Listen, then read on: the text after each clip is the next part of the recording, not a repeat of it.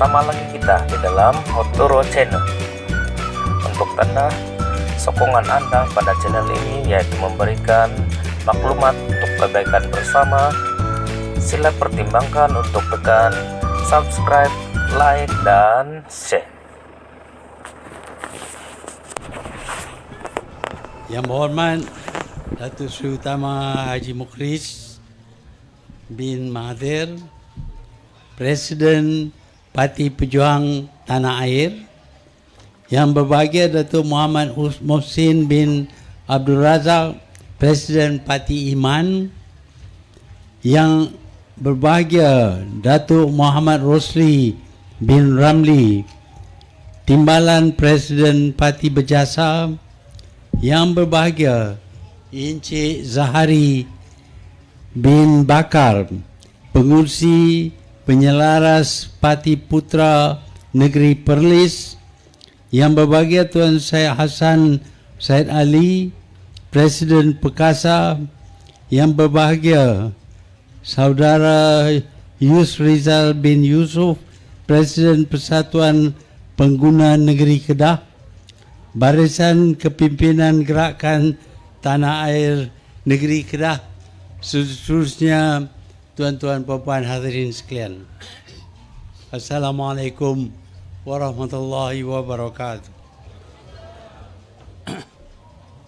Terlebih dulu saya ingin jelaskan sedikit berkenaan dengan keadaan politik dalam negara kita.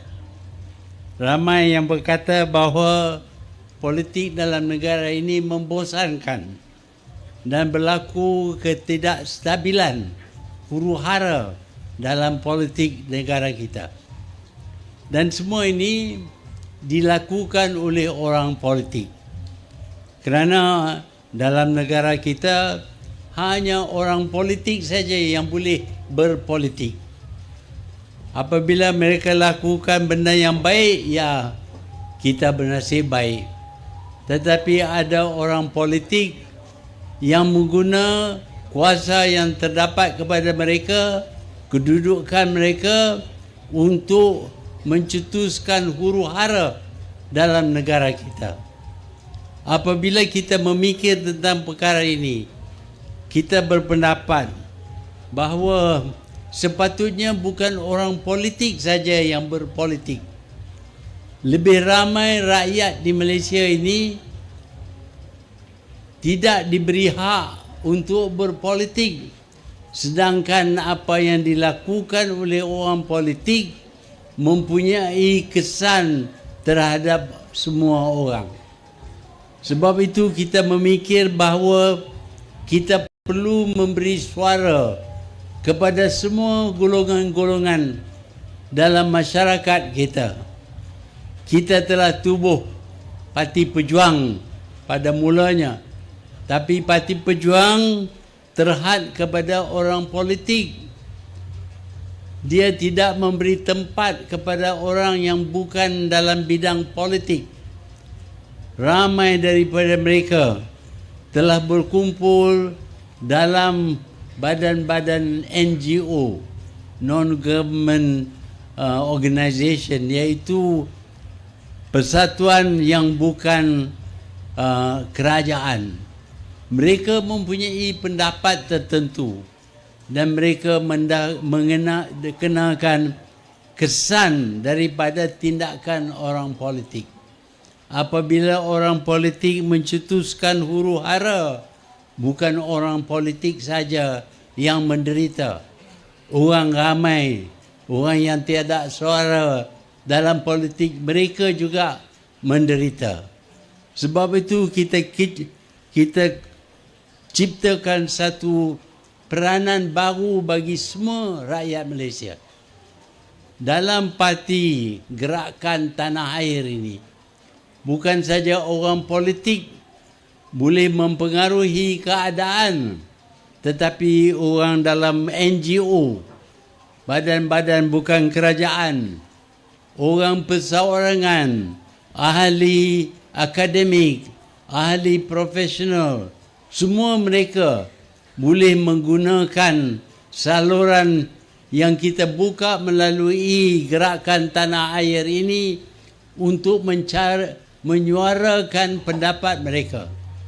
Dan jika perlu, mereka juga diberi hak untuk menjadi wakil rakyat, untuk menjadi menteri, bahkan untuk menjadi Perdana Menteri.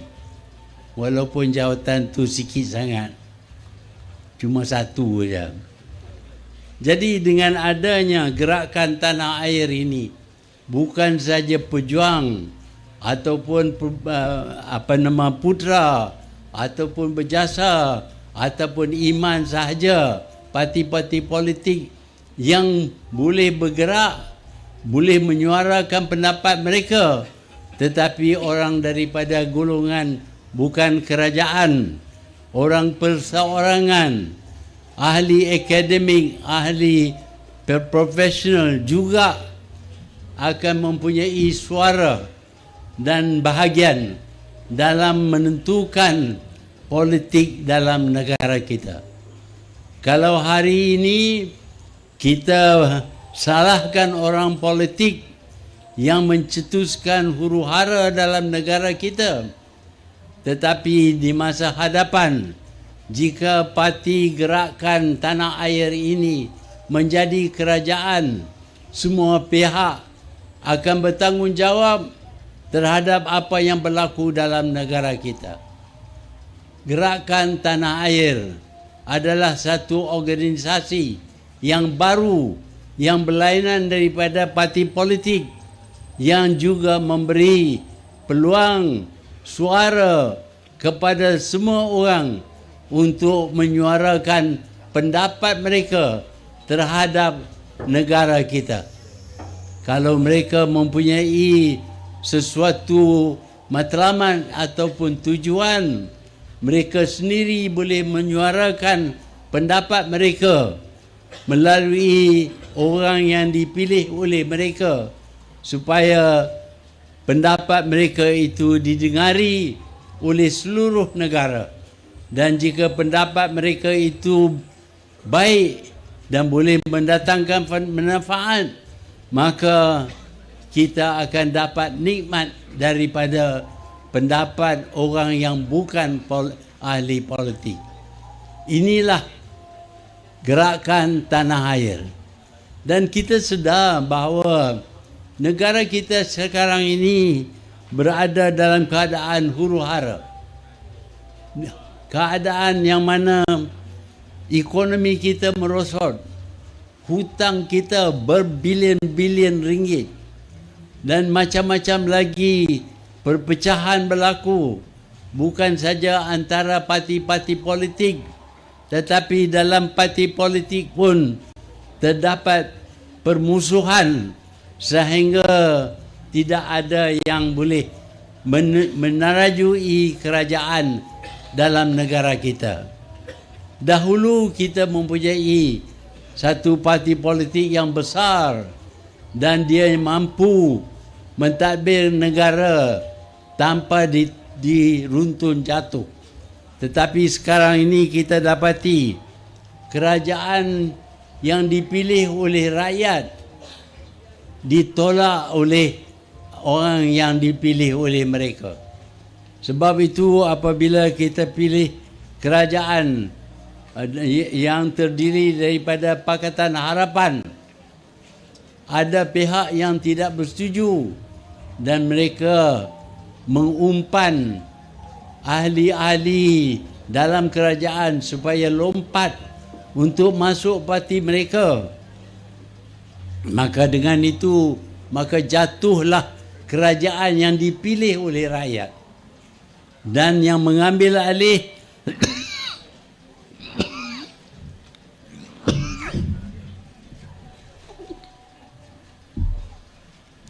maaf, yang mengambil alih, terima kasih, adalah parti yang ditolak oleh rakyat, kerana ahli-ahli daripada parti yang menubuh kerajaan lompat masuk ke dalam parti yang kalah, dan parti yang kalah menjadi kerajaan. Ini cukup pelik.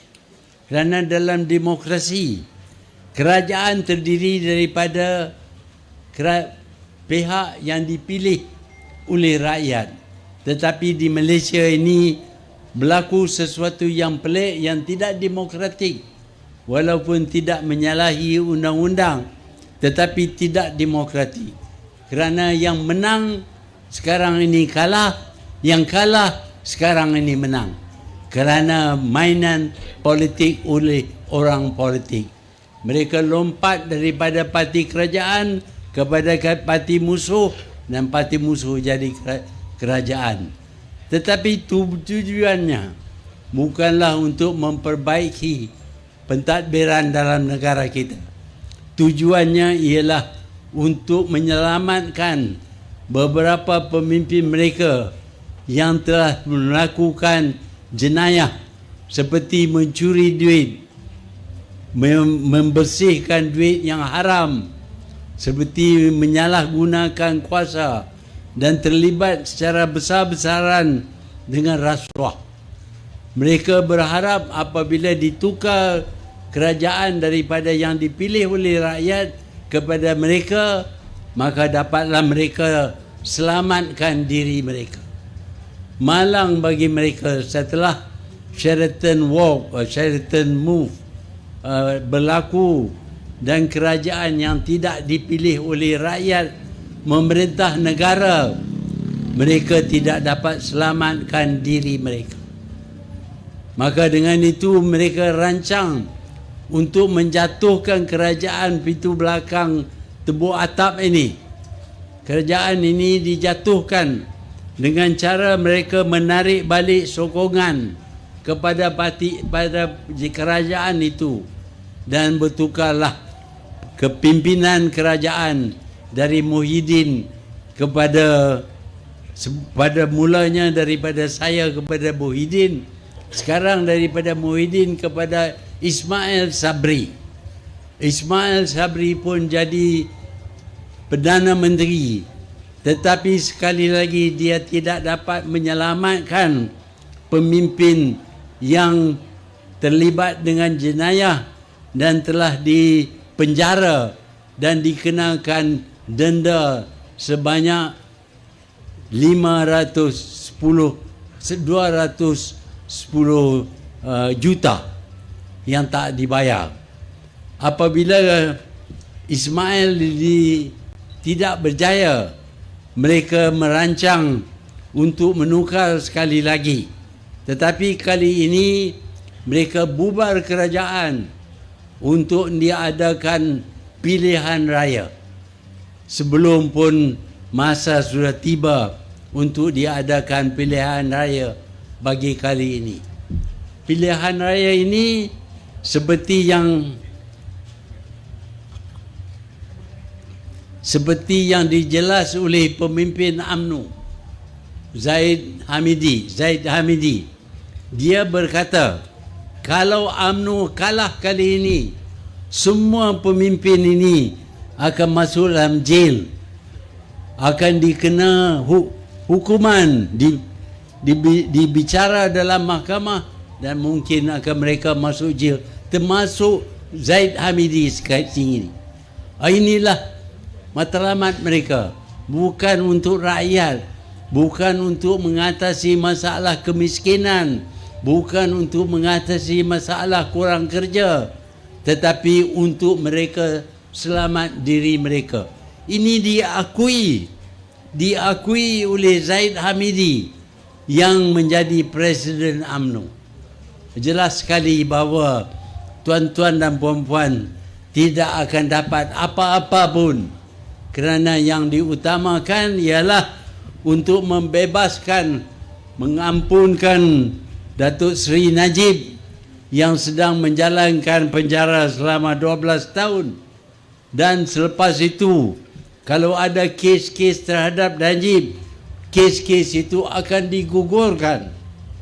Itu matlamat UMNO kali ini.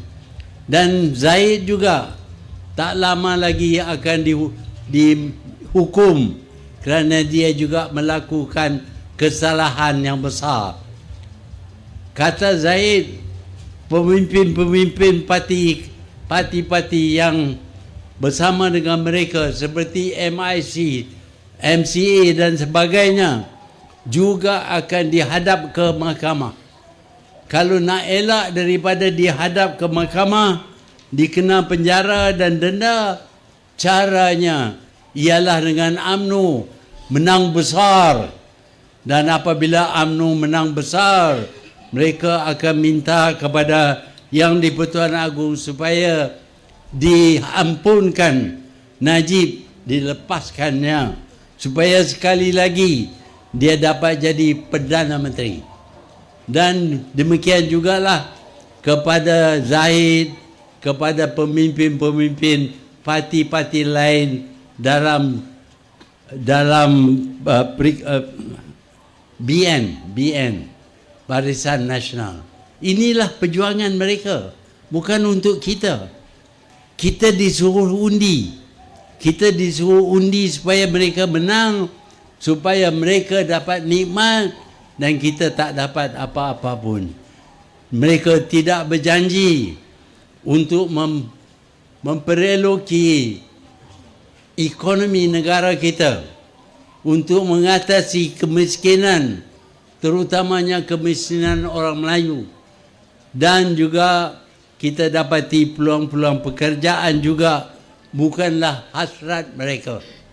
Hasrat mereka cuma untuk diri mereka saja. Kita dapati mereka akan memperdayakan rakyat supaya mengundi mereka. Tetapi saya yakin rakyat tidak akan pilih penjenayah sebagai kerajaan. Fikirkanlah, kalau kita angkat jadi Perdana Menteri seorang pencuri, dan timbalan Perdana Menteri seorang penyangga, dan naik Perdana Menteri seorang penyalahguna kuasa dan sebagainya, apa akan jadi kepada negara kita? Dan kita tahu apa yang jadi sekarang ini mencerminkan keadaan yang akan datang jika mereka sekali lagi dapat mendirikan kerajaan. Hari ini pun rakyat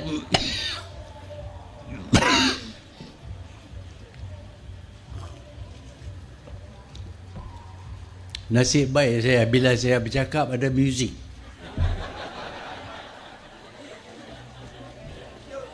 Kalau dia pergi banyak lagi macam tu, saya menyanyi. Tak apalah. Dia tak sonok. Waktu dia main muzik. Tuan-tuan dan puan-puan, gerakan tanah air adalah gerakan rakyat. Bukan gerakan orang politik, tetapi gerakan rakyat untuk membela nasib mereka. Kalau kita pilih gerakan tanah air, maka kitalah yang akan bela tanah masalah yang kita hadapi. Dan kita sedar tentang masalah yang banyak yang menimpa negara kita.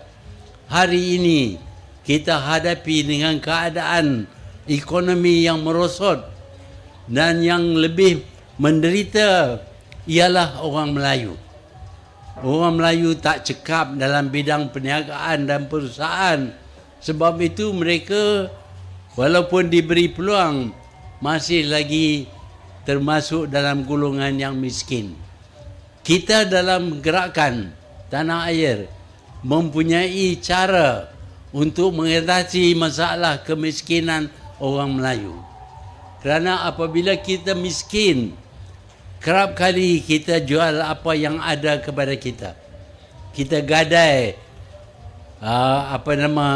gelang tangan isteri dan lain-lain kerana kita miskin. So, jawabnya kepada yang miskin ini ialah cara-cara mereka boleh diperkayakan. Kita tahu caranya dan kita telah cuba melaksanakannya apabila mereka jatuhkan saya.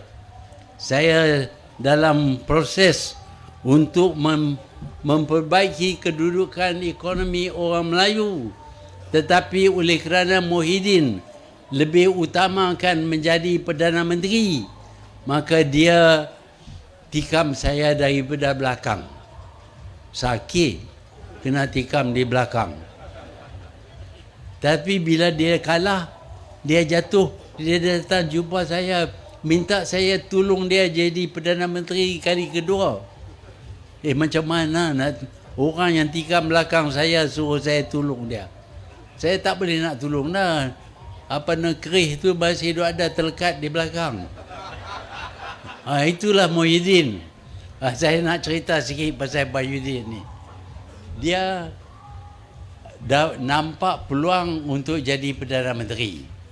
Dan kalaupun dia terpaksa tikam belakang pemimpin dia, itu dia lakukan.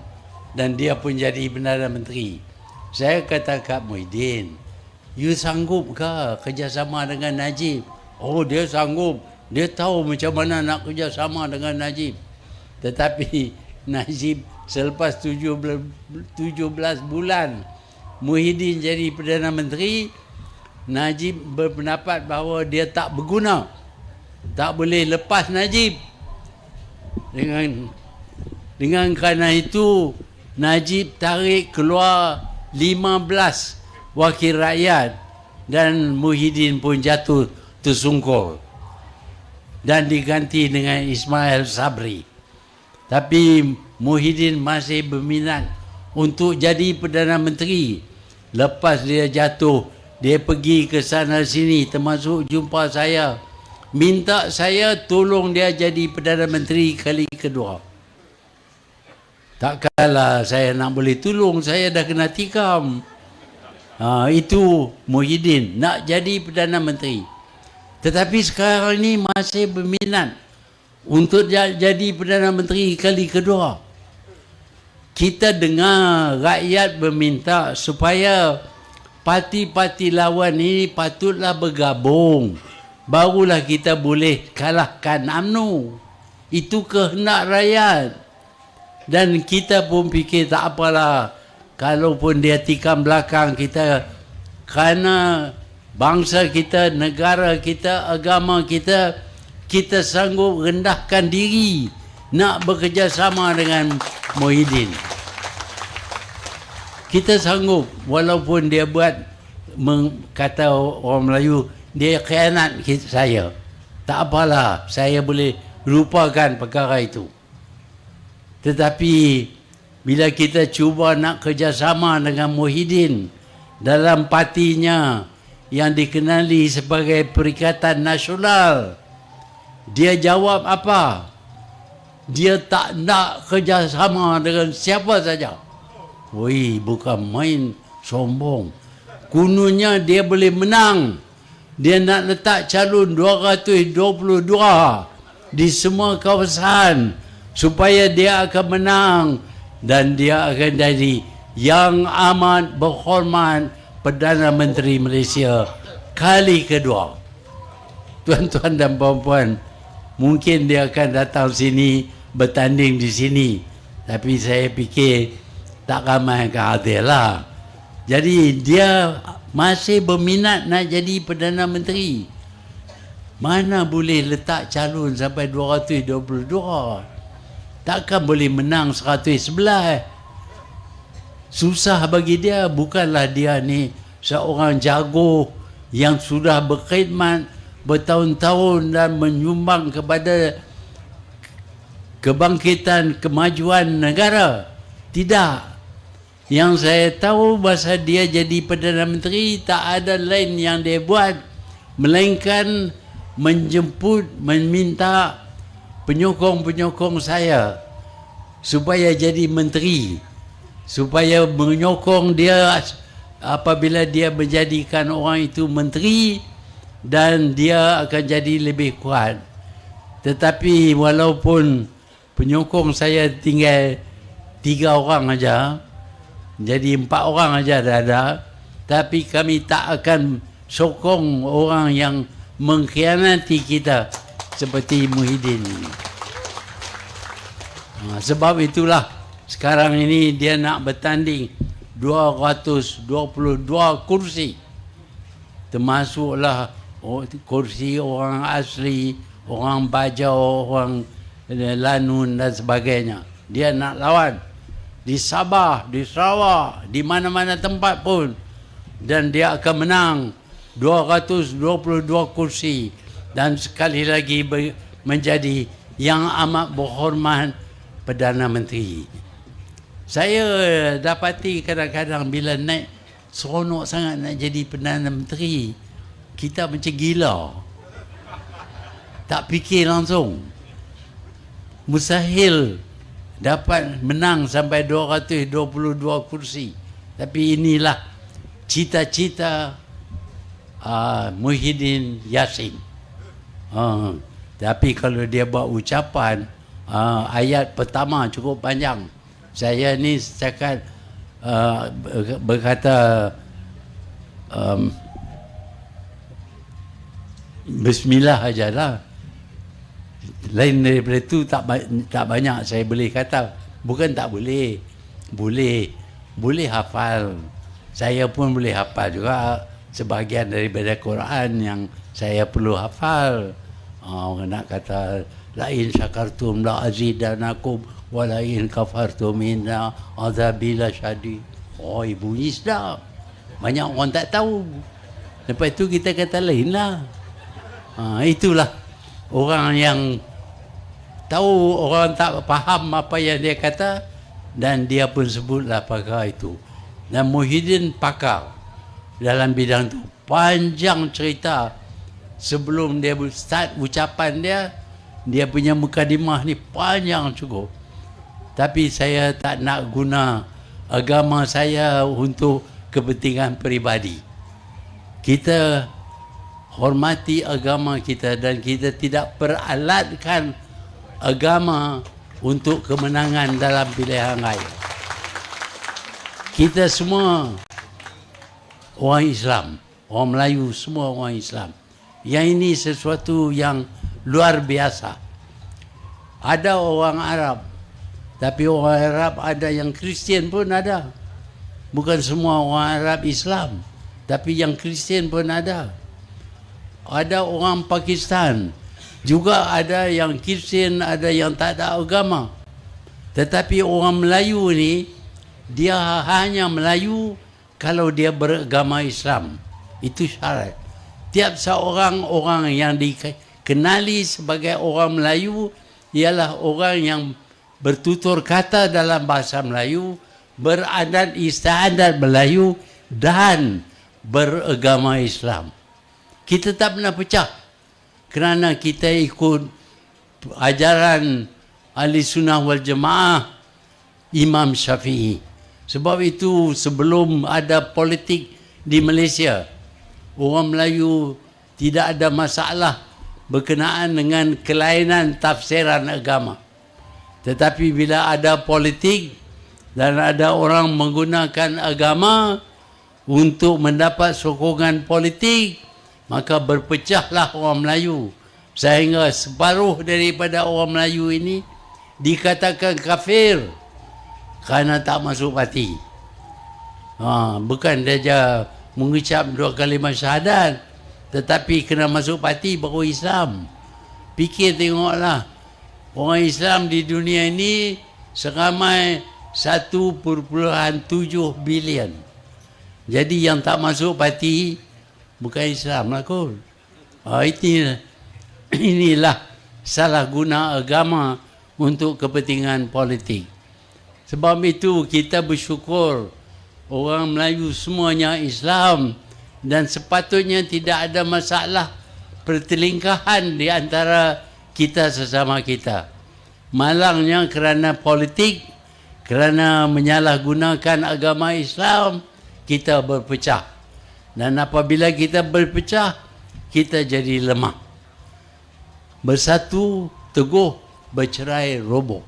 Itulah slogan yang kita guna.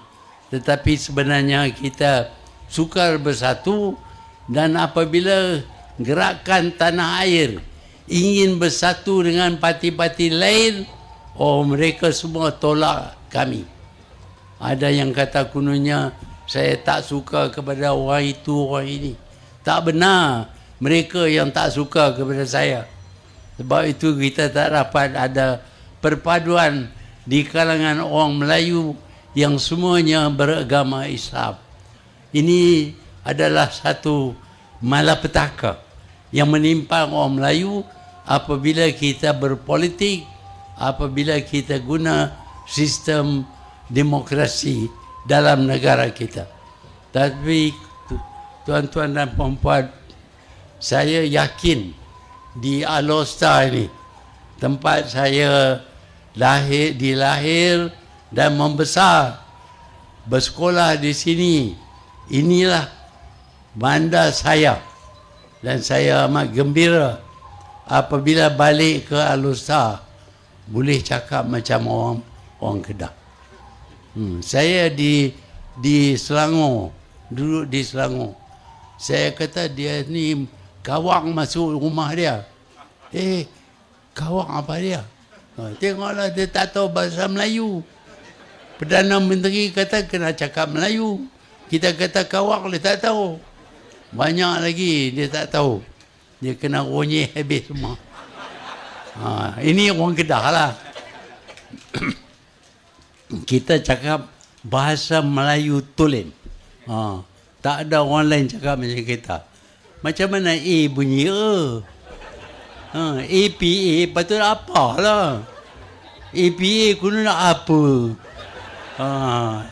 Tapi dah balik sana, dah kahwin dengan isteri pun daripada sana, saya pun telok sana juga. Tak tunjuklah kata kita tak boleh, kita pun boleh juga. Ada orang yang lah ni boleh cakap Melayu, suruh kita semua cakap Melayu, tapi dia sendiri pun tak berapa tahu cakap Melayu. Tuan-tuan dan puan-puan, negara kita ini bertuah. Sebenarnya kalau kita dapat kerajaan yang memerintah dengan baik, kita akan berjaya.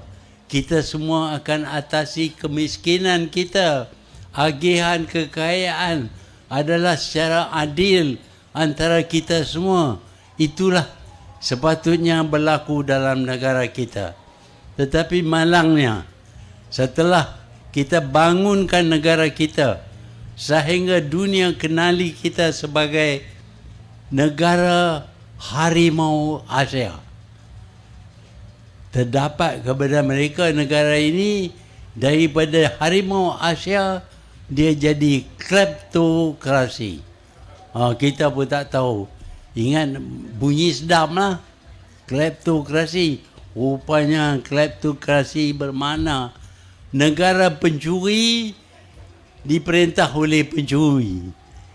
Jadi inilah yang akan jadi kepada kita kalau kita tidak pilih dengan baik. Saya yakin bahawa bagi orang Melayu, mereka semua miskin, rata-rata miskin, dan mereka juga ingin kejar kekayaan.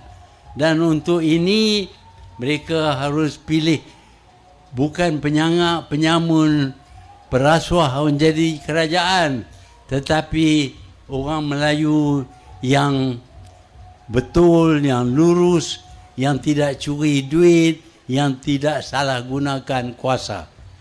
Agak malang bagi kita.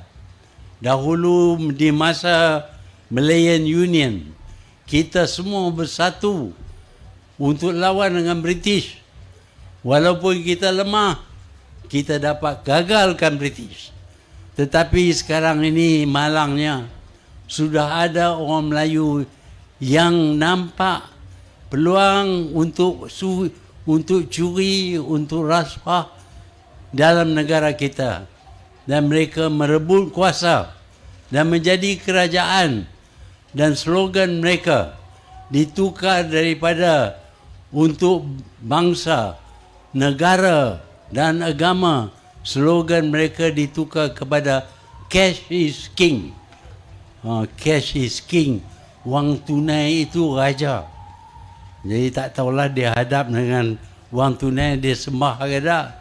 Tapi kalau wang tunai itu jadi raja, dia sembah lah kot. pasal duk sembah yang tu lah. Kadang-kadang jadi gila. Kita tak boleh sangat kita terpengaruh dengan wang. Kita betul cari kekayaan, tapi taklah sampai mengaku bahawa cash is king. Wang tunai itu adalah raja. Wang tunai bukan raja. Dia adalah satu cara kita menukar untuk mendapat sesuatu bagi kita, untuk membeli belah. Itulah wang. Tetapi mereka ini sudah sembah wang. Bila sembah wang, nampak saja duit curi lah. Habis duit curi. Pinjam duit berbilion-bilion, lepas tu curi. Lah ni kemudian kata tak tahu di mana, ada kat Jolo. Jolo. Macam mana dia dapat duit kalau kita tak bagi? Pasal kita bagilah, tapi tu dia dapat duit. Jadi ini semua penyangak. Kalau mereka jadi kerajaan, percayalah negara kita ini akan menghadapi huru-hara yang lebih daripada sekarang ini. Kita akan hadapi satu keadaan yang mana rakyat diketepikan dan mereka akan salah guna kuasa untuk mengekalkan diri mereka sebagai pemerintah. Bukan saja selepas pilihan raya yang ke-15 sampai ke-16 ke 17 mereka menguasai kerajaan dan menyalahgunakan kerajaan untuk menindas, menekan kerajaan. Ini dapat kita lihat. Kalau kita buat salah tetapi kita sokong mereka, tak ada tindakan diambil. Saya dapati bahawa Apandi sebagai pendakwa raya ataupun Attorney General, Apandi menyatakan bahawa Najib tidak pernah buat apa pun yang salah. Jadi tak ada kes untuk bawa dia ke mahkamah. Itu kata Apandi.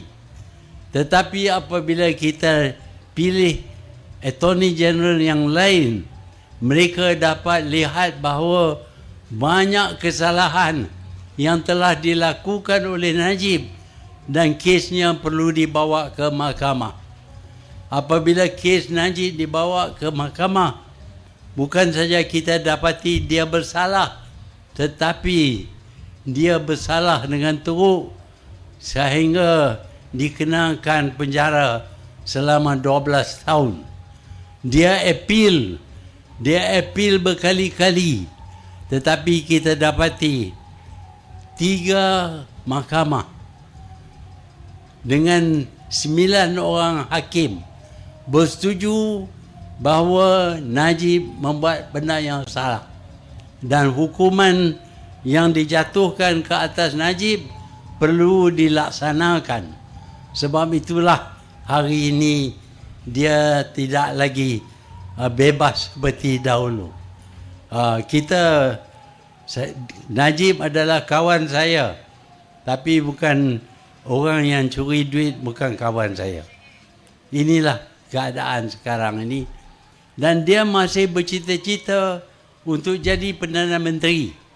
Kalau dia diampun, kalau segala kes terhadap dia digugur, maka dia bebas sekali lagi dan boleh jadi Perdana Menteri.